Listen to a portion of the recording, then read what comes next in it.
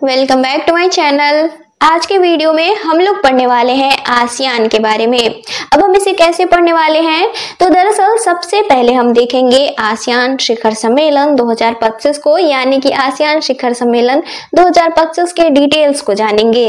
इसके अलावा ये भी जानेंगे कि साल 2026 में आसियान की अध्यक्षता किस देश द्वारा की जाएगी। इसके बाद फिर आसियान के डिटेल्स को देखेंगे, यानी कि आसियान है क्या, इसका मुख्य उद्देश्य क्या है। इसके बाद फिर अंत में इससे बनने वाले, इन सबसे बनने वाले 5 सवालों को टेस्ट के तौर पर भी देखेंगे। तो चलिए स्टार्ट करते हैं आज का वीडियो। तो आसियान शिखर सम्मेलन 2025, तो दरअसल साल 2025 में यह इसका 47वां संस्करण था और इसका आयोजन कब किया गया है, तो 26 से 28 अक्टूबर तक। कहाँ पे, तो मलेशिया की राजधानी कुआलालंपुर में। और इसका विषय या फिर थीम था समावेशिता और स्थिरता। और इसमें भारतीय प्रधानमंत्री वर्चुअली तरीके से सम्मिलित हुए हैं। अब भारतीय प्रधानमंत्री इस सम्मेलन में सम्मिलित हुए हैं या होते हैं, इसे हम आगे समझेंगे कैसे सम्मिलित होते हैं। और इस दौरान 11वां सदस्य देश बना है आसियान का तिमोर लेस्ट। इसके अलावा 1 जनवरी साल 2026 से आसियान की अध्यक्षता फिलीपींस के पास होगी, यानी कि आसियान शिखर सम्मेलन 2026 की अध्यक्षता फिलीपींस द्वारा की जाएगी।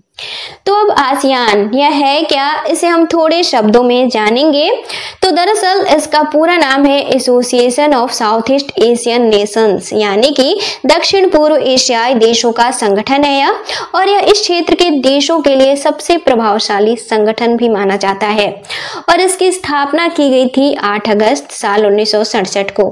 इसका मुख्य उद्देश्य है संबंधित देशों के बीच आर्थिक, इसके अलावा राजनीतिक, इसके अलावा सुरक्षा, इसके अलावा सांस्कृतिक और साथ ही सामाजिक सहयोग को बढ़ावा देना।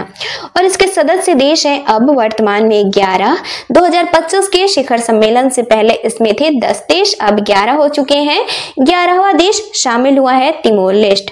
तो अब ये 11 देशों में तिमोर लेस्ट के अलावा अन्य 10 देश कौन से हैं, तो ये 10 देश हैं अब Brunei, Cambodia, Indonesia, Laos, Malaysia, Myanmar, Philippines, Singapore, इसके अलावा थाईलैंड और वियतनाम। इसके अलावा आसियान में 11 संवाद साझेदार देश भी हैं। तो अब यहाँ बात आती है भारतीय प्रधानमंत्री के आसियान शिखर सम्मेलन में शामिल होने की। तो दरअसल आसियान के ये संवाद साझेदार देश भी इस सम्मेलन में भाग लेते हैं। अब कैसे, हम इसे समझते हैं, इसके बाद जानेंगे इन 11 देशों को। तो दरअसल संवाद साझेदार, तो यह होता क्या है, तो दरअसल यह किसी भी क्षेत्रीय या फिर अंतरराष्ट्रीय संगठनों द्वारा गैर सदस्य देशों को दिया जाने वाला एक दर्जा होता है, ताकि इन संगठनों के साथ ये देश मिलकर राजनीतिक, आर्थिक या फिर सांस्कृतिक विषयों जैसे मुद्दों पर औपचारिक संवाद और साथ ही सहयोग स्थापित कर सके। तो अब ये 11 संवाद साझेदार देश कौन से हैं, इसे देखते हैं। तो दरअसल इनमें शामिल हैं भारत, चाइना, जापान, दक्षिण कोरिया, ऑस्ट्रेलिया, न्यूजीलैंड, इसके अलावा संयुक्त राज्य अमेरिका, इसके अलावा रसिया, कनाडा, यूरोपीय संघ और यूनाइटेड किंगडम। और आसियान का मुख्यालय कहाँ है, तो इंडोनेशिया की राजधानी जकार्ता में है।